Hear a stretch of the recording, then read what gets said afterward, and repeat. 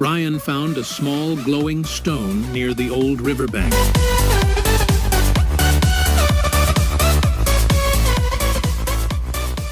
Ryan found a small glowing stone near the old riverbank. It pulsed with a soft blue light, almost like it was alive. Curious, he slipped it into his pocket.